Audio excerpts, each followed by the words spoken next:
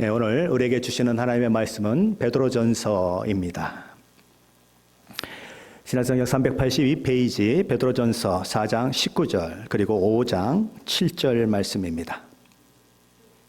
베드로전서 4장 19절 그리고 5장 7절 말씀인데 우리 같이 한 목소리로 봉독하겠습니다.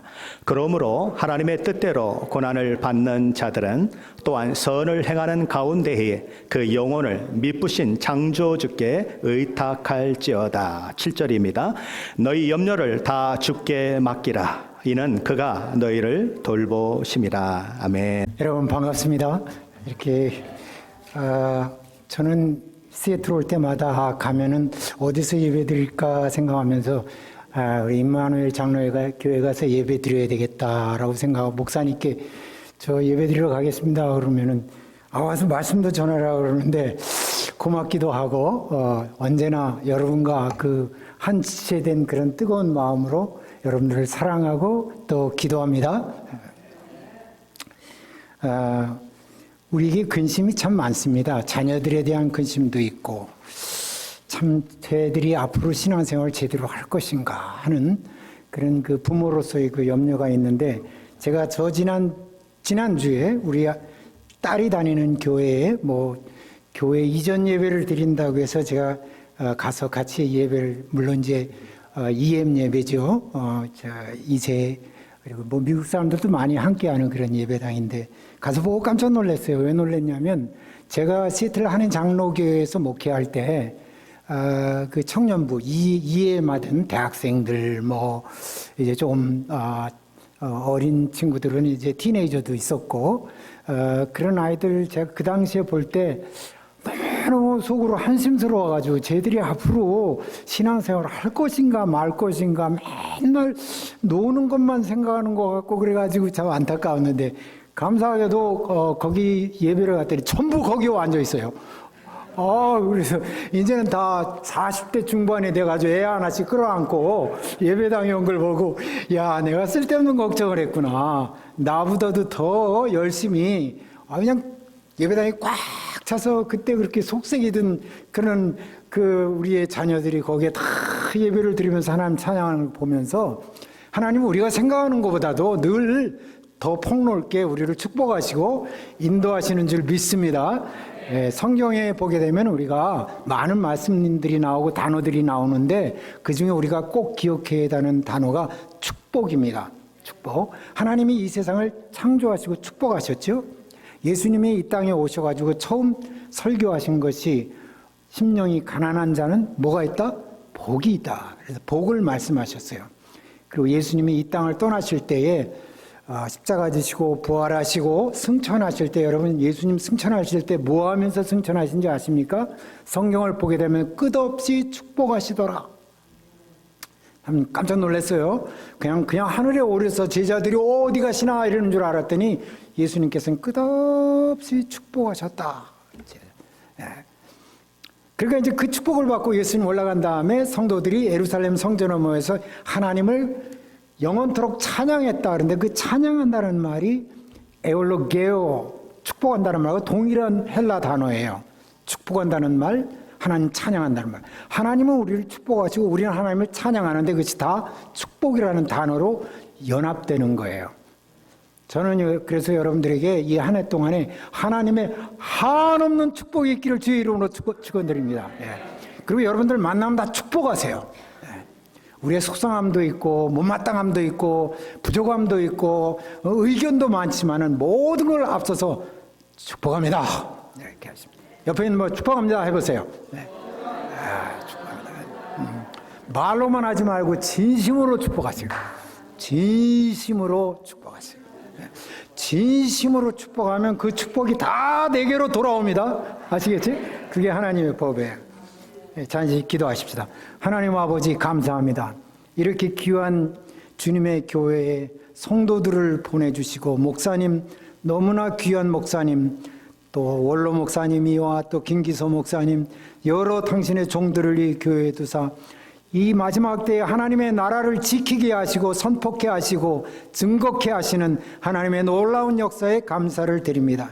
하나님 2025년을 우리에게 열어주셨습니다.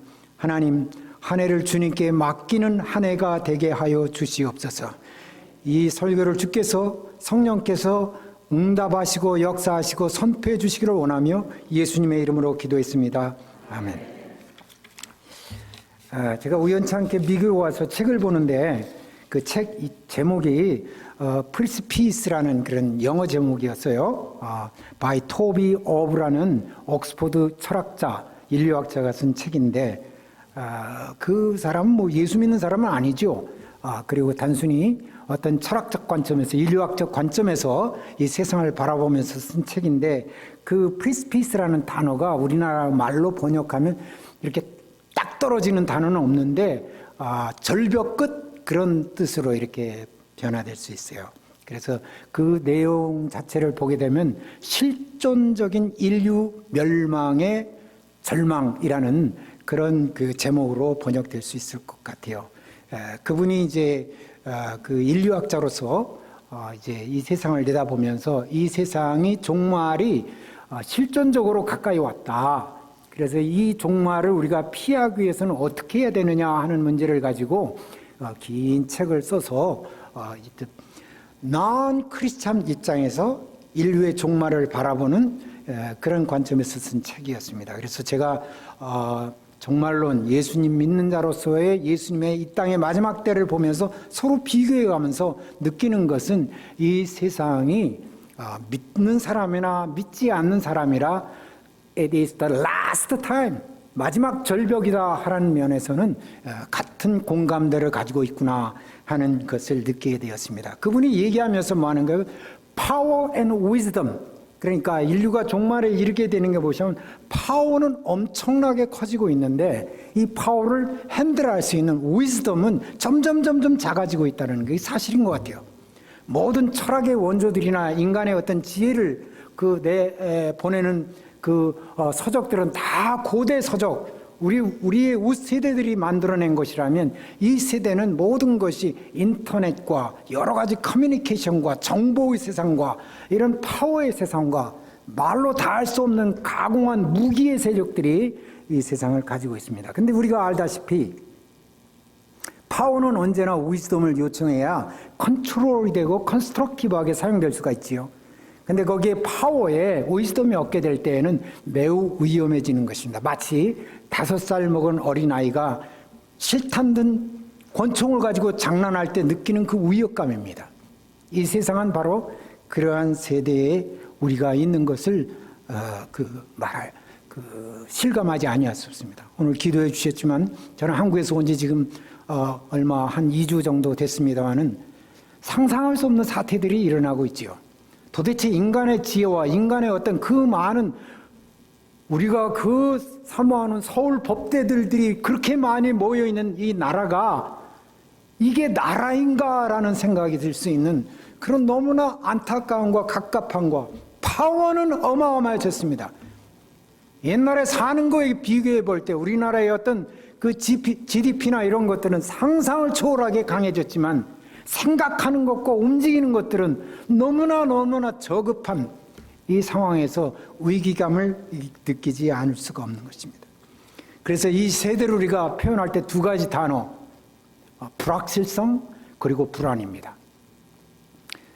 앞을 내다볼 수 없을 때 불확실성, uncertainty, 도대체 어떻게 될 것인지 알 수 없는 그런 암흑에 우리가 부딪혀 있고, 이것은 우리에게 anxiety, 불안감을 증폭시키면서 모든 사람의 삶이 unstable해지는 것입니다. insecure해지는 것입니다. 그래서 무슨 사고가 날지 도무지 예측지 못한 그러한 어두움과 참 급격한 그 마음들이 심지어 교회 가운데서도 믿음의 세상 가운데서도 흔들리는 그 모습을 눈으로 목격하는 시대에 살고 있습니다. 여러분의 마음은 어떠합니까? 2025년을 열어가는 여러분의 마음과 여러분의 가족과 여러분의 교회, 여러분의 신앙은 안정되어 있습니까? 이 언서튼티에서 해방되어 있습니까? 오늘 설교에 본 베드로 전서는 여러분이 잘 아시는 대로 예수님이 이 땅을 떠나신 지 약 한 30년 지난 후에, 그러니까 상당한 시간이 지났습니다. 이 30년 동안에 어마어마한 천지개벽적인 교회가 세워졌지 않습니까? 아까 얘기한 대로 예수님께서 축복하시면서 이 땅을 떠나셨을 때 제자들이 예루살렘에 모여서 빌기를 다하고 기도를 다하고 할 때 약속하신 성령이 임하셔가지고 교회가 폭발하게 됐고 3,000명, 5,000명이 구원을 받게 되고 이 세상에 전무후무했던 교회의 역사가 일어나기 시작했지 않습니까? 근데 교회는 뭡니까? 교회의 고백은 딱 한 가지입니다. 예수가 우리의 왕이다. 교회가 예수가 우리가 왕이다라는 고백이 없다면 교회가 아니죠, 그죠? 그리고 예수가 우리의 주인이다. The Lord is my God. 이렇게 선포하는 것이 교회인 것입니다. 초대교회는 그것이 분명했습니다. 그래서 이 사람들이 예루살렘에서 사마리아로 모든 이방 땅으로 퍼져나가게 될 때 로마까지 이르게 되었습니다. 당연히 이 소식은 그 당시에 자기가 주이고 자기가 왕이고 자기가 황제했던 네로의 귀에 얼마나 거슬렸겠습니까? 그래서 핍박하기 시작했습니다. 잡아들이기 시작했습니다. 모욕을 주기 시작했습니다. 멸시를 주기 시작했습니다. 예수 믿는 사람들의 생업을 방해하기 시작했습니다. 특별히 유대인들을 동원해가지고 같은 민족끼리 불안을 일으키고 미움을 사고 멸시를 받게 하고 어마어마한 핍박이 일어나자 예루살렘 교회가 하루아침에 풍지박산이 되었습니다. 우리 눈에 보기에는 그 수만 명이 모이던 초대교회가 어느 새에 장로 몇 명만 남고 다 흩어져서 지금 우리가 우크라이나 전쟁이 일어난 크림반도 지역으로 오스아시아 반도로 마게도니아로 이탈리아로 다 흩어져 뿔뿔이 흩어졌습니다. 얼마나 비참한 현실입니까? 얼마나 불안한 현실입니까? 심지어는 이 편지를 쓰고 있는 베드로도 로마에 숨어 있었습니다.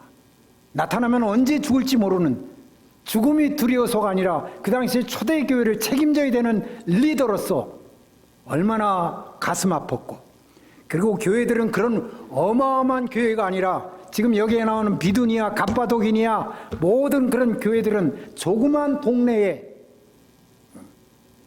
이스라엘보다도 훨씬 조그만 소도시에 그것도 가정교회를 이루면서 숨지으면서 예배를 드리는 교회들이 오늘 여기 베드로 전서에 나오는 교회들입니다.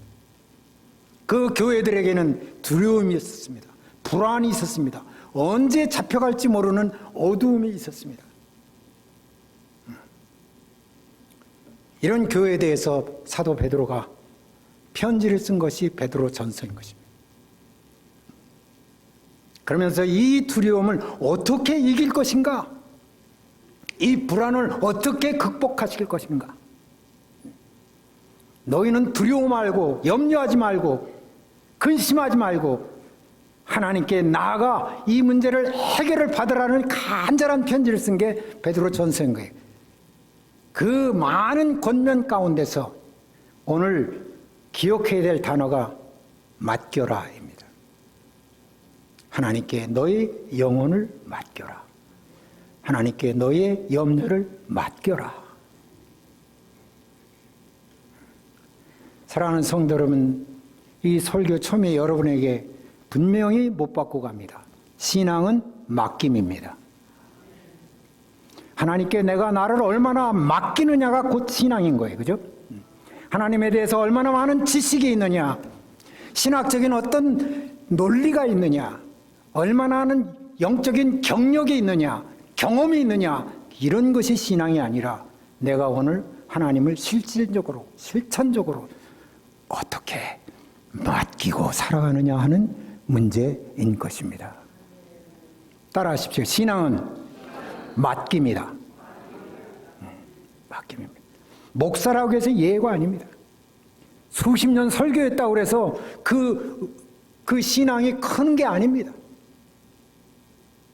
이재창 목사가 신앙이 있다는 것은 오늘 하나님 앞에 내가 나를 얼마나 맡기고 의지하고 그분을 붙잡고 사느냐의 문제인 것입니다. 맡김이라는 단어는 매우 헬라 말적으로 긴 단어입니다. 파라티세소스만이라는 그런 단어인데 기억할 필요는 없습니다. 이 단어는 맡기라라는 단어는 영어에서는 commit 이렇게 기록되어 있습니다. 이것은 회계학적 용어이고 경제학적 용어입니다. 원래. 다른 말로 바뀌면 맡긴다는 것은 deposit, deposit하라는 거예요. 내가 가지고 있는 재물과 물질과 돈 모든 것들을 deposit하라는 것이에요. 나의 손에서 떠나는 것이죠. 그죠? deposit하되 버리는 것이 아니라 보호하고 역사하고 준비시켜주고 채우시는 그분께 deposit하라는 거예요. 내 손을 떠나는 겁니다. 내 영혼을 그분께 deposit하라. 내 인생의 모든 염려 걱정을 그분께 deposit하라. 그리고 나의 목숨까지도 그분께 deposit하라. 이게 신앙인 거예요. 여러분이 알다시피 데살로니가 전서 3장 23절에 너희 온 영과 혼과 몸이 우리 주 예수 그리스도 강림하실 때 흠과 없이 보존되기를 원한다. 바울은 그렇게 데살로니가 전서 3장 23절에서 말씀했어요. 히브리서 4장 12절에 보면 하나님의 말씀은 살았고 운동이 있어서 어떤 검보다도 예리하여 혼과 영과 관절과 골수를 찔러 쪼갠다라고 말씀했습니다. 이 두 가지 말씀에서 볼 수 있는 게 뭡니까? 우리라는 내가 하나님 앞에서 한 인간이라는 것은 나에게 세 가지가 있다는 거예요. 하나는 영이요, 둘째는 혼이요, 셋째는 몸이라는 거예요.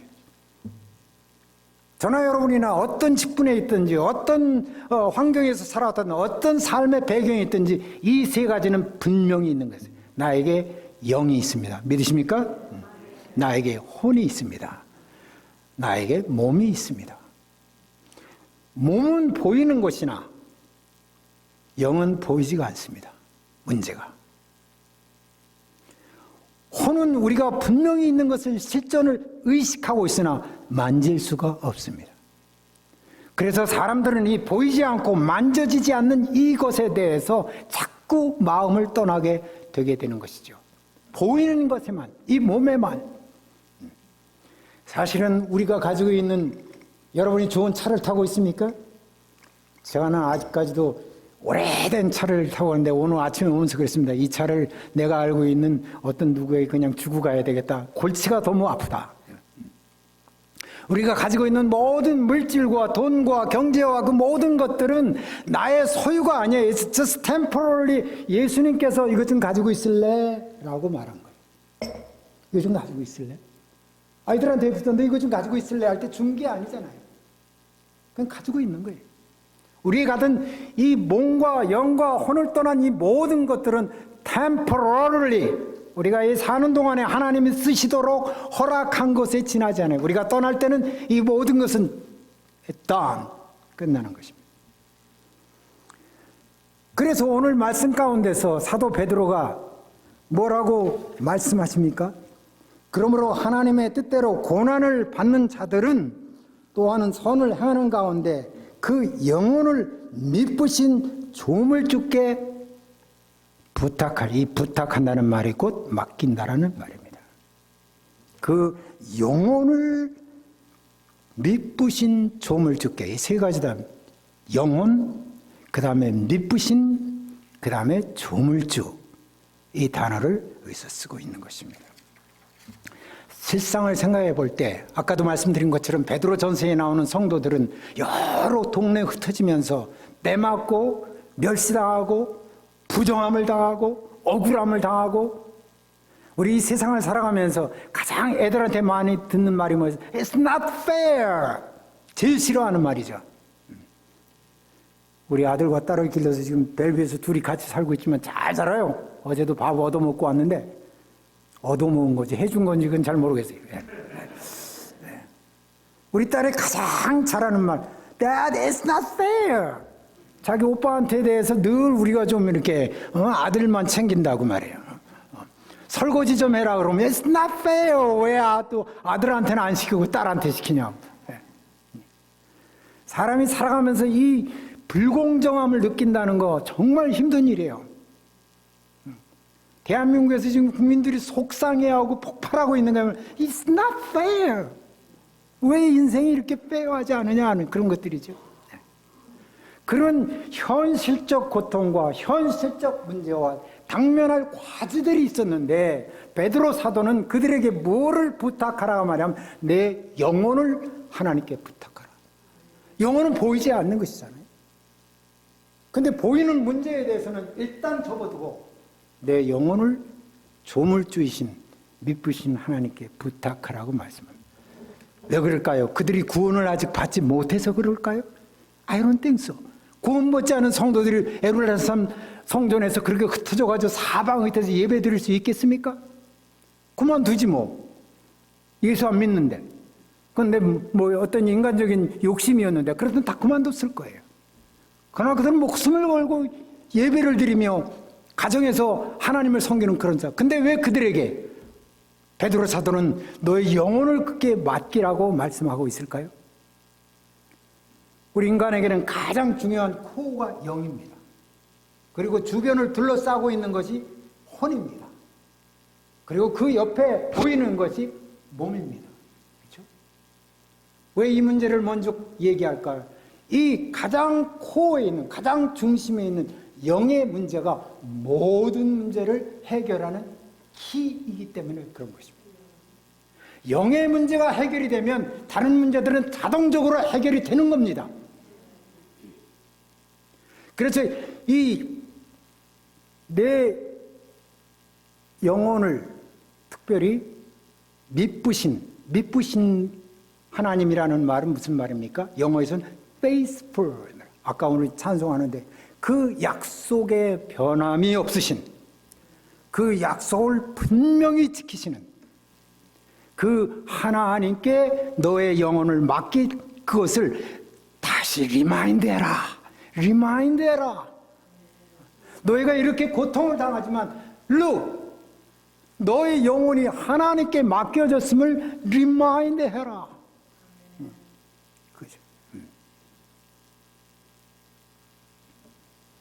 왜냐하면 그것을 하나님 앞에서 이 세상을 살아가면서 우리가 수많은 문제들을 봉착하고 수많은 어려움을 경착할 때 다시 우리의 오리지널 홈에서 생각하게 될 것은 내 영혼을 주님께서 맡으셨다. 어떻게 맡으셨느냐?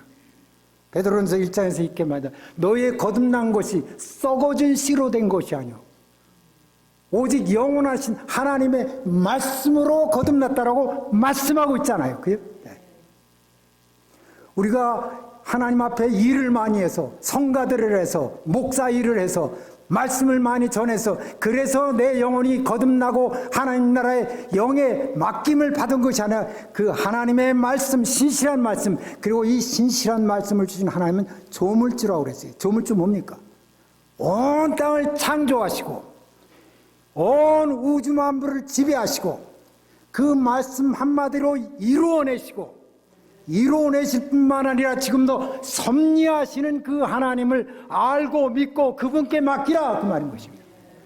할렐루야. 우리는 증거가 차고 넘칩니다. 밖에 나가서 프랑프기만 봐도 하나님의 살아계심을 우리가 느끼잖아요. 그 살아계신 하나님께서 우리에게 말씀하시잖아요.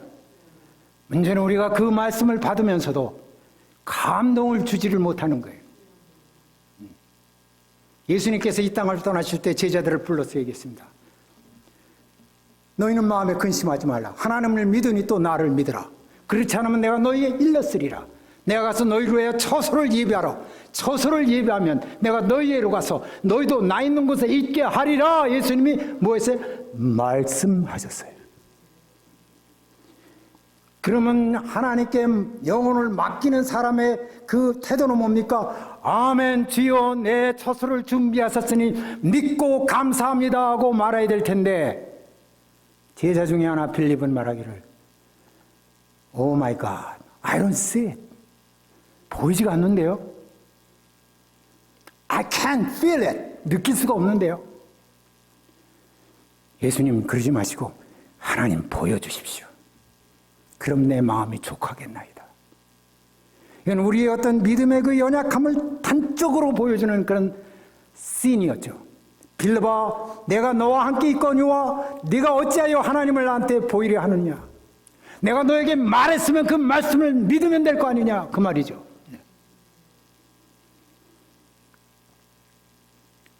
풀도 쓰러지고 꽃도 지고 모든 것이 다 지지만 하나 있는 영원히 썩지 않은 말씀이라고 얘기했습니다. 즉 나의 영혼을 하나님께 맡긴다는 것은 하나님의 영원하고 신실한 구원의 약속의 말씀에 내가 마음에 받고 그것을 계속적으로 받는 것입니다. 어려울 때 받는 것입니다. 의심날 때 받는 것입니다.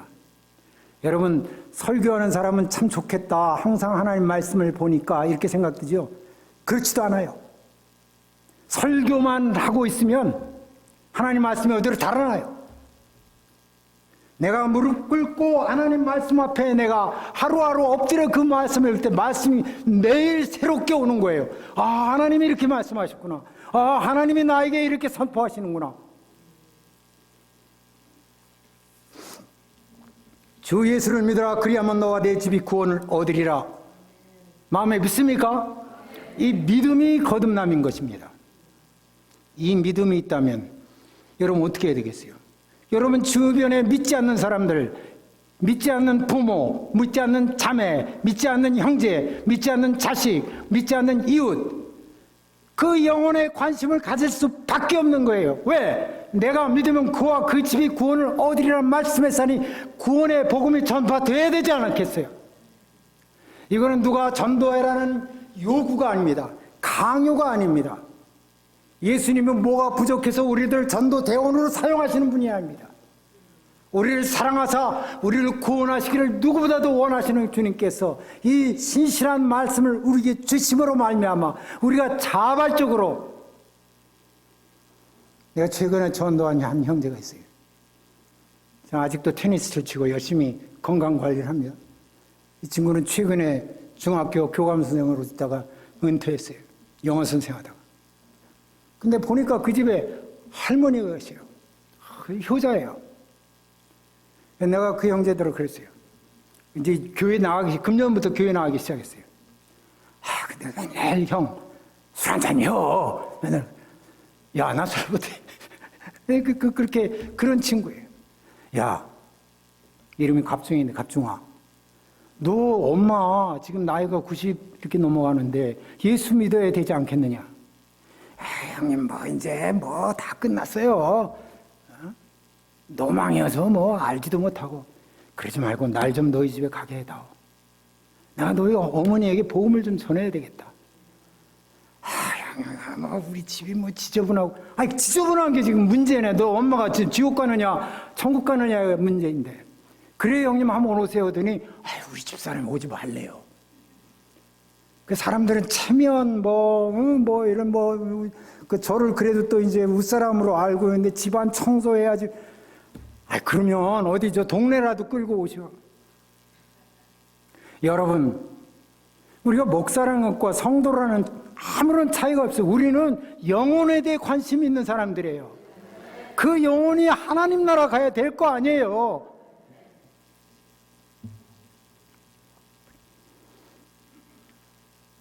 이런 믿음이 있게 되면은요, 사실 이 땅의 모든 환경과 어려움이 변합니다. 여러분이 만약 지금 하나님 나라에 들어갈 문간에 서 있을 때 예수님께서 내가 너를 어째서 천국에 보내야 되겠냐라고 말할 때 뭐라고 했어요? 저 성가대 있습니다. 저 부모님이 장로님이에요. 저 임마누엘 장로께 20년 섬겼습니다. 그게 답이 될까요? I'm sorry, it's not. 주님 말씀하셨지 않습니까? 주님이 저기에 말씀하실 때 내가 진실로 진실로 너에게 이르노니 내 말을 듣고 또 내 보내신 자를 믿는 자는 영생을 얻었고 심판에 이르지 아니하나니 사망에서 생명으로 옮겼다고 주님이 말씀했습니다. 나는 이 말씀을 믿습니다. 통과.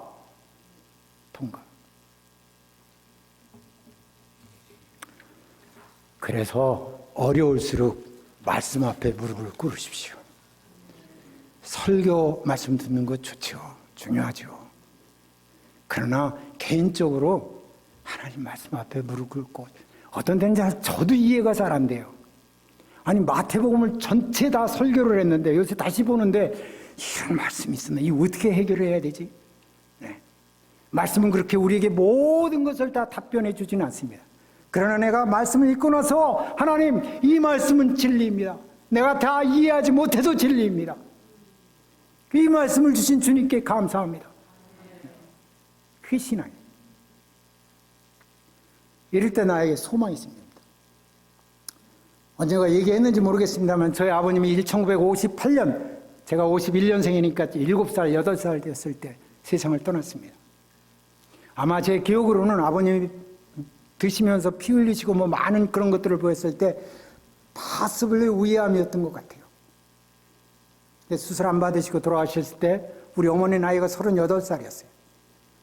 5남매를 두었어요. 제일 위에 형이 중학교 2학년, 맨 막내가 4살, 위에 누나 둘, 그리고 나, 그리고 막내. 여러분 1958년 전쟁 이후에 시골의 그 삶이라는 것은 뭐 일일이 설명하지 않아도 얼마나 비참한 삶인지 잘 알 것입니다. 아버지 살아갈 때 맨날 그 산 등자락에 올라가서 돌을 파내면서 밭을 일구던 그 아버님이 돌아가셨습니다. 억장이 무너지며 미래가 안 보이며 캄캄하며 어두우며 절망이었을 것입니다. It's only 38살. 저는 그날을 기억합니다.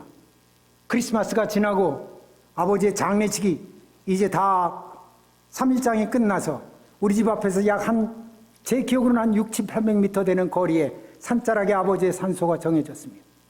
우리 집 앞에서 상여가 나갑니다. 그런데 이상하게도 나만 따라가라고 했습니다. 어머니가 그 마당의 땅바닥에 꿇어 앉아서 대성통곡을 합니다. 내가 어떻게 살아라? 내가 어떻게 살아야 됩니까? 충분히 저는 이해합니다. 근데 그 다음 날이 주일이었습니다. 그 주일날 그 즈음부터 예수님을 믿기 시작한 어머니께서는 저를 데리고 주산 제1장로교회로 데리고 가기 시작했습니다. 가려면 한 1km쯤 걸어가면 팽나무째라는 제가 아직도 있습니다. 가끔 저는 고향에 가서 아버지 산소를 들어보고 팽나무째를 돌아옵니다. 팽나무째에서 한 300m 내려가면 오른쪽으로 주산교회로 가는 길이 있고 왼쪽으로는 그 길 따라서 가면 간지시장입니다. 그날은 장날이었습니다. 주일인데 장날이었습니다. 수많은 사람들이 닭을 메고 돼지를 메고 많은 곡물을 메고 장날로 엎드려져서 갑니다. 지게 지고 갑니다. 무거운 짐을 지고 장날로 갑니다. 어머님은 제 손을 붙잡고 후에 얘기하기를, 지창아, 내가 그 하얀 소복을 입고 아버지를 잃은 다음에 팽나무째에서 내려보니까 많은 사람들이 무거운 짐을 지고 장날을 향하여 장터로 가는데 나는 예수 믿는 하나님의 나라로 가고 있더라. 얼마나 큰 기쁨이 내게 왔는지. 저는 그때 7살이기 때문에 아무것도 모르고 어머니를 따라갔습니다. 사랑하는 성도 여러분, 우리가 이 구원의 영광, 내 영혼의 하나님께 맡긴 자는 세상이 변하는 게 아니라 내가 변하는 거예요. 보는 눈이 변해지는 거예요.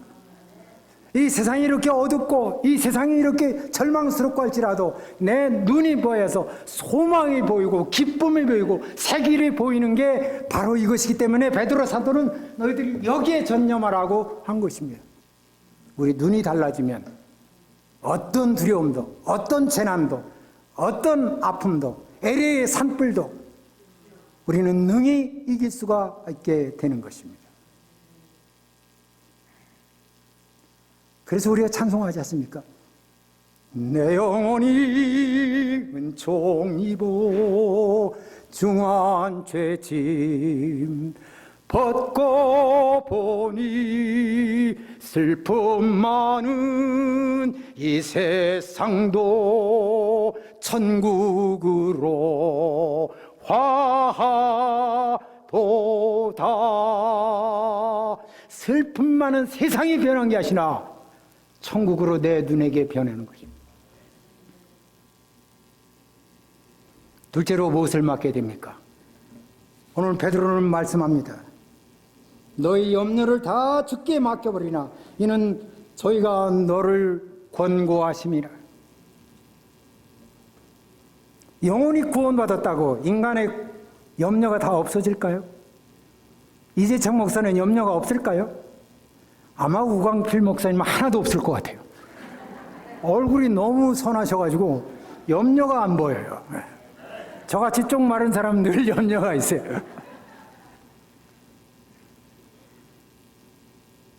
베드로 사도가 이렇게 말한 너희가 잠시 근심하지 않을 수 없으나 이런 표현을 씁니다.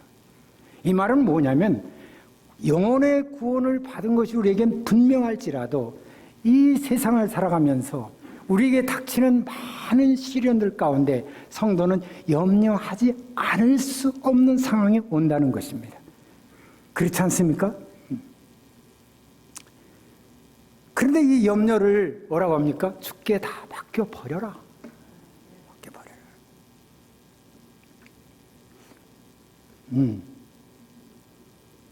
염려와 근심은 현실이고 맡김은 믿음인데 여기에 우리의 삶의 갈등이 있지 않습니까? 이 염려 문제를 생각할 때 예수님이 처음 이 땅 오셔서 설교하실 때에 팔복 설교 후에 이런 말씀하시잖아요. 무엇을 먹을까, 무엇을 입을까 염려하지 말고 근심하지 말라. 들에 핀 백합화를 보라. 솔로몬의 입은 영광의 옷이 백합화만 하더냐. 공중 나는 새를 보라. 창고에 거들여 들지도 않아도 얼마나 풍성하게 먹고 사느냐. 너희는 새보다 중요하지 않겠느냐. 너희는 들에 핀 백합화보다 중요하지 않겠느냐. 근데 어찌하여 먹을 것과 입을 것과 이 세상의 것들로 인하여 염려하느냐. 그 중에 주시는 예수님의 말이 기억나십니까? Oh, you little faith. 이 믿음이 없는 자들아. 충격이 전에 말씀입니다. 뭘 우리에게 메시지 하냐면 염려가 많다라는 말은 믿음이 적다라는 말이에요. 바꿔 말하면 믿음이 강한 자는 염려가 적어진다는 말입니다. 여러분은 어떤가요? 이 염려라는 것이 뭡니까? 아까도 얘기했지만 불확실성과 불안이죠. 불확실성과 불안이 어디서 오느냐? 내 이 문제를 혹은 이것이 질병의 문제이든 혹은 경제의 문제이든 혹은 자녀의 문제이든 Who's gonna take care of this? 누가 이거를 돌볼 것이냐? 내가 해야 되는데 나는 능력이 없고 길이 안 보이고 계속 근심이 증폭되어 있는 것이 염려입니다. 다시 말해서 염려라는 것은 돌보는 이에 대한 확신이 없는 데서 오는 우리의 혼의 문제인 것입니다.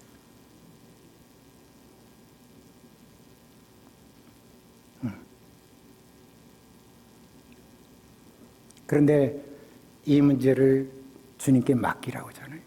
맡긴다는 게 무엇인지 잘 생각해야 돼요. 어떤 사람들은 숙명론적으로 생각합니다. 에이, 될 대로 되라지 뭐. 난 예수 믿으니까 뭔가 되겠지. 잊어버려, forget it. 이거는 맡김이 아니고 무책임입니다. 아시겠어요? 네. 네. 자녀 문제가 이렇게 있는데, 에이, 다 뭐.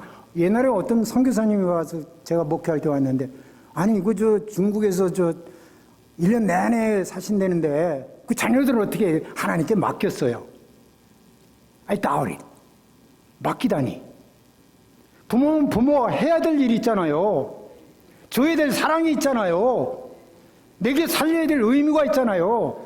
사도 바울은 말씀하기를 자기 가족을 돌보지 않는 자는 믿지 않는 자보다 더 악하다고까지 말씀했잖아요.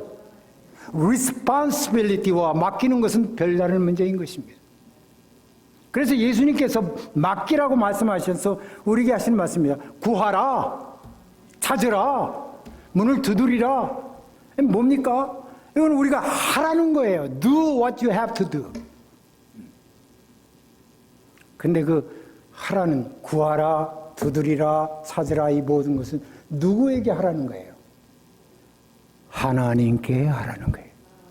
하나님께. 아무 데다 내두고 문 두드리는 게 아닙니다.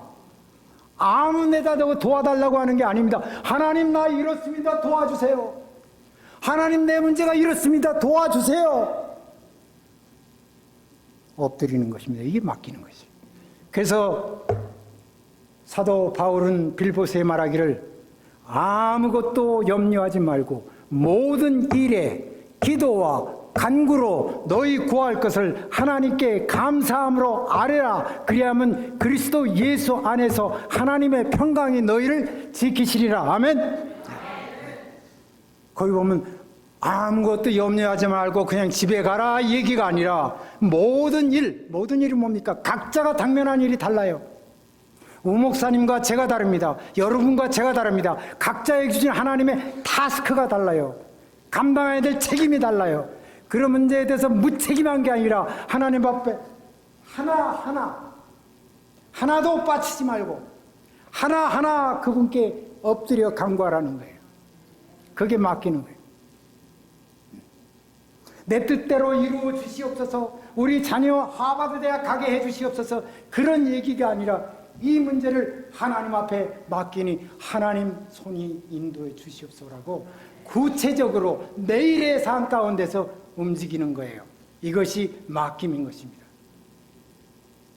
따라서 이 세상에 기도 없는 맡김은 있지 않습니다.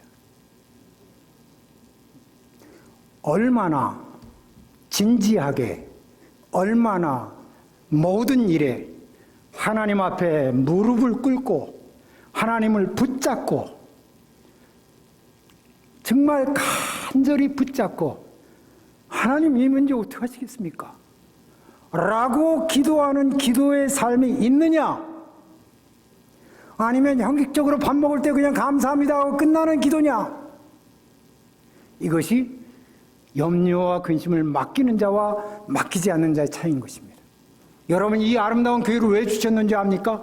여기 나와서 엎드려 맡기라는 거예요. 얼마나 좋은 강대상입니까? 얼마나 좋은 예배당입니까? 여기에 기도하는 자가 없다면 믿음이 없는 거예요. 엎드려 간구하는 것입니다. 어머님이 그렇게 구원의 기쁨을 누리면서도 우리를 데리고 서울로 가셨어요. 오남매를 데리고 아무것도 없는데 영천 형무소 앞에 방을 하나 구해가지고 거기서 우리를 학교 보내기 시작했어요. 그리고 어머니는 새벽마다 기도를 하셨어요. 새벽마다. 나는 어린 시절에 어머니가 기도하는 것이 못마땅했어요. 그 어두운데 넘어지시면 어떡하고 그 연약한데 자빠지시면 어떡하라.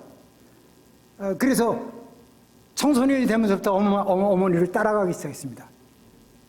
Not because I am man of faith가 믿음의 사람이 아니라 어머니가 불쌍해서 새벽 4시면 어떤 때는 시계도 잘 몰라가지고 너무 일찍 가서 2시간 동안 교회 앞에서 떨면서 기도 시간을 기다렸습니다. 어머니는 교회 강단에 나와서 쭉 기도하시고 우십니다.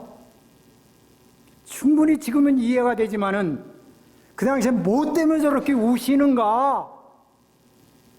저는 뒤에서 난로 연통을 붙잡고 어머니 나오기만을 기다렸습니다.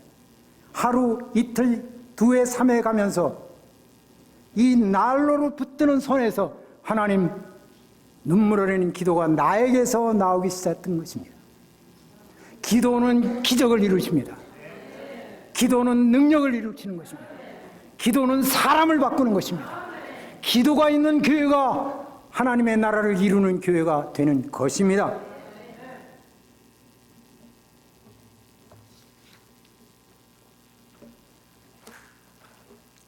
그래서 여러분 온 한 해가 기도하라는 그런 책임감 때문에 아니라 스스로 하나님의 존에 무릎을 꿇고 눈물을 흘리며 하나님께 맡기는 한 해 되기를 주의 이름으로 축원합니다.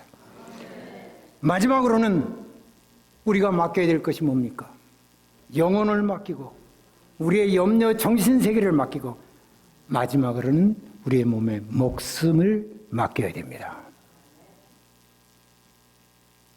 기도 생활의 마지막은 내 목숨이 다하는 날 내 목숨을 주께 맡기는 일입니다. 그 어느 때보다도 이 시대는 오래 살기를 원하는 시대입니다. 그 어느 때보다도 모든 사람들이 경제적으로 풍요로울수록 영양제, 더 오래 살 수 있는 건강제, 한국에도 그것만 잘하면 그야말로 대박나는 시대예요. 왜냐? 사람들의 마음속에 건강하게 오래 살고 싶은 그 욕망이 그 어느 때보다도 큽니다. That's true. 그리고 우리도 그러합니다. 누가 일찍 병들어 죽기를 원하는 사람이 있으며 누가 건강치 못해서 비실비실거리기를 원하는 사람이 있겠습니까? 목회도 건강하지 않으면 못합니다. 여러분 우광필 목사님 잘 먹이십시오. 하기야 지금도 상당히 체구 있으시긴 하지만 왜냐하면 건강하지 않으면 목회 못해요. 건강하지 않으면 아무것도 못해요. 그게 하나님의 섭리예요. 근데 우리가 이 문제에 있어서 우리는 외면할 수가 없습니다. 그건 뭐 어떻게 되겠지. 두 가지 팩트가 있잖아요. 첫째 팩트는 우리는 죽는다는 거예요. 누구도 거기서 피할 자가 없는 것입니다. 좋아하든 싫어하든 사람이 죽는 것은 하나님께서 한번 정한 일입니다. 내추럴을 받아야 돼요. 제가 스튜어트로 올 때마다 불행히도 여보 어느 장로님이 우리 없는 사이에 떠나셨대. 그래? 아직 젊으실 텐데. 마음이 서늘하죠. 하지만 that's the fact. That might be myself. 나일 수도 있는 것입니다. 두 번째 팩트는 우리의 컨트롤이 있지 않다는 것입니다. 내가 오래 살고 싶다고 오래 사는 것이 아니고 내가 더 살고 싶다고 해서 더 사는 것이 아니라 그래서 all up to God 하나님께 달린 것입니다. 이 두 가지 팩트는 우리에게 성도로서 하나님께 내 목숨을 맡기는 위대한 영적 준비를 필요로 하는 것입니다. 여러분 창세기를 보게 되면 요셉이 형들의 그런 음모통에서 수많은 고난 가운데서 총리가 되어서 온 가정을 다시 이끌고 나왔는데 제일 먼저 세상을 떠난 사람이 누군지 압니까? 막내인 요셉입니다. 110세에 세상을 떠나면서 형들에게 내가 죽으면 나를 애굽으로 다시 이렇게 이전해달라고 부탁하고 죽는 동생을 생각해 보십시오. 우리 인간적인 생각으로는 가장 현명했고 가장 믿음이 좋았고 가장 위대한 일을 했고 가장 아버지의 총애를 받았고 가장 하나님의 마음에 드는 사람인데 왜 먼저 데려가십니까? 그 못된 루벤부터 데려가지. 우리는 그런 생각을 하지 않습니까? 무슨 얘기입니까? 하나님은 하나님의 섭리 가운데서 하나님의 때와 저 여러분을 데려가실 것입니다. 근데 준비가 되어 있어야 돼요. 맡길 준비가 되어 있어야 돼요. 어머니 얘기를 다시 하면 어머니는 시카고에서 77세에 세상을 떠났습니다. 그때 제가 셀을 하는 장로교회를 담임하고 있을 때였습니다. 제가 목회를 막 시작했기 때문에 시애틀에서 비행기를 타고 여기까지 오셔가지고 우리 집에 오셨습니다. 너무 좋아하셨어요. 왜? 3베드룸에 처음 살았기 때문에. 언제나 원베드룸에서 애들하고 침대 없이 살다가 너무 좋아하시더라고요. 아침에 아침 식사하라고 문을 열면 문이 안 열려요. 왜 안 열리나 봤더니 그 뒷발이 문에 걸려서 기도하는 발이 문에 걸려서 아들의 목회로 해서 그렇게 열심히 나는 그렇게 기도하지 않는데 어머니는 그렇게 열심히 기도하신 거예요. 그런 어머니께서 여기 셀을 장에 가서 저하고 같이 가서 그림 하나 사고 마른 꽃 한 송이를 들고 떠나신 것이 어머니의 마지막 모습이었죠. 도저히 있을 수 없는 세상 떠남이 있었습니다. 그런데 어머니가 평소에 말씀하려 재성아, 나는 말이야, 내가 그냥 조용히 아무도 모르게 하나님이 부르실 때 그냥 홀짝 떠났으면 좋겠어. 굉장히 제가 그 당시에는 아들로서 방정맞은 소리라고 생각을 했어요. 아, 어머니 어떻게 그런 말씀을 하세요, 애들을 놔두고. 근데 그렇게 가셨어요. 근데 지금 나이가 73, 74에 가까우니까 그 말이 이해가 돼요. 아, 어머니가 그런 마음으로 준비하셨구나. 어머니 떠난 다음에 부랴부랴 우리 교회 장로님하고 같이 시카고로 갔을 때 어머니 사시던 그 시니어 아파트 방에는 어머니가 평상시에 마태복음에서 요한복음 14장까지 필기를 하시고, 그리고 성경책에 30불 감사한금 봉투에 담아서 다음 주에 가서 감사한 드릴 그 돈을 남기시고 어머니는 보이지 않았습니다. She was ready. 어머니는 준비되었던 것입니다. What about you? 2025년이 개런티 되어 있습니까? I'm still young. Yeah, I know you are young. But Joseph was young. 비례되어 있습니다. 예수님께서 마지막 기도에 이 누가복음 23장 46절에 성소의 휘장이 찢어지고 해가 빛을 잃었을 때 예수님이 운명하시며 기도하신 것이 예수께서 소리를 불러 높이 가라사대 아버지여 내 영혼을 아버지 손에 부탁하나이다. 부탁. 얼마나 아름다운 단어입니까? 부탁하는 거예요. 사도행전 7장에 스데반이 그렇게 복음을 전하다가 돌에 맞고 피 흘려 쓰러지는 상황에서 50절에 말하기를 주 예수여 내 영혼을 부탁하오니 받으시옵소서. 얼마나 아름다운 기도입니까? 저들의 죄를 저들에게 돌리지 마옵시고 내 목숨을 받아 주시옵소서. 사랑하는 성도 여러분, 제가 모두에 말한 것처럼 신앙은 맡김입니다. 여러분의 노력이 아니라 진실한 맡김입니다. 여러분 언제 행복감을 느끼세요? 애들이 좋은 대학 갈 때 행복감 느끼십니까? 자녀가 결혼할 때 행복감 느끼십니까? 나는 울었습니다. 딸이 결혼할 때. 우리 사돈어른이 아유 목사님 울지 마요. 당신 안 슬퍼? 내가 속으로. 왜 그렇게 슬퍼야 되는지 모르겠어요. 지금 잘 살고 있는데.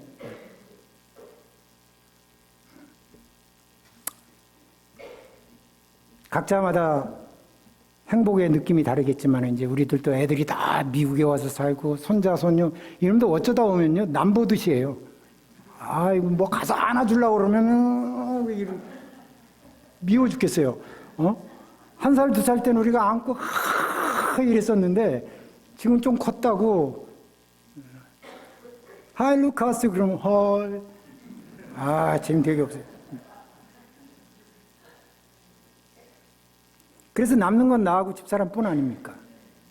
아직은 이제 한국에서 하나님께서 내게 준 소명이 있고 일이 있기 때문에 말씀을 전하고 목사님들하고 성경 공부하고 여러 가지 신학교에서 가르치기도 하고 합니다마는 집에 오면 둘이죠. 뭐. 두려움은 피곤하면 이제 오래 자잖아요. 저는 보통 아침에 좀 일찍 일어나는 편입니다. 일어나서는 제가 좋아하는 커피를 끓이기 시작하죠. 갈고 내리고 좀 시끄러워지죠. 드르르 소리 나면서 찍찍 소리 나고 그리고 토스트를 굽기 시작합니다. 그리고 달걀을 붙이기 시작합니다. 이것저것 준비하다 보면 미안스럽고 송구스러워서 어떤 한 여인이 방에서 나오기 시작합니다. 근데 그 모습이 너무 이뻐요. 아름다운 치장하는 화장보다도 그냥 나와요. 오랫동안 함께 보던 그 허줄근한 잠옷을 입고 어디던가 찢어진 것 같은 잠옷, 나만 아는 잠옷을 입고 내 앞에 섭니다. 내가 뭐라고 하겠어요? Good morning. Good morning. 나는 그 허름한 여자를 내 가슴에 안고 어깨를 두드립니다. 그 먼 체중이 나에게 기대어져 있음을 느끼게 됩니다. That's the real point of my happiness. 나의 행복입니다. 왜 행복할까요? 나같이 속색이고, 나같이 문제 많고, 나같이 연약하고, 나같이 무능한 나에게라도 자기의 몸을 맡기는 아내, 이것은 나의 행복이 아닐 수가 없는 것이죠. 신앙은 관계입니다. 보이지 않는 하나님께 내 몸을 맡기고, 내 목숨을 맡기고, 내 염려를 맡기고, 내 영혼을 맡겨 그 아침에 기대 설 때 하나님이 우리의 등을 두드리면서 I love you. I love you. Don't worry. I am take caring of you. 내가 너를 돌보는 거 아니니.